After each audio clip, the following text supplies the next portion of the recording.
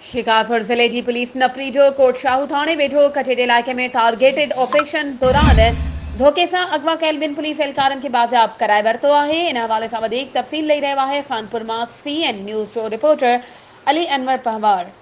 जी अली अनवर, छा तफसील आहिनि? जी बिल्कुल, मां अव्हांखे ॿुधाईंदो हलां। शिकारपुर ज़िले जे पुलिस खानपुर तालुके जे कोटशाहू वारे इलाइक़े में टारगेटेड ऑपरेशन दौरान धोखे सां अगवा करायल 2 पुलिस अहलकारनि खे बाज़ियाब कराए वरितो आहे। अहलकारनि जे अगवा में मुलविस साथी पुलिस अहलकार इरफान कुर्सी जतोई खे बि गिरफ़्तार करे लाकअप हवाले करे छॾियो आहे।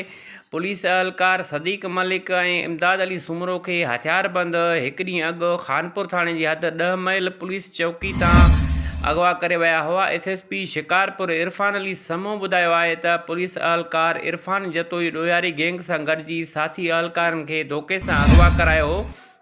हिन वक़्तु मुग़विन खे असां ख़ैर ख़ैर सां बाज़ियाब कराए वरितो आहे ऐं वाक़े में मुलविस पुलिस अहलकार ऐं ॾोयारियुनि ख़िलाफ़ सरकार जी फ़रियाद ते केस दाख़िल कयो आहे ऐं गिरफ़्तार अहलकार इरफान कुर्सी जतोई ख़िलाफ़ वधीक जांच करे रहिया आहियूं। जी मेहरबानी अली अनवर तफसीलन खां आगाह करण जे लाइ।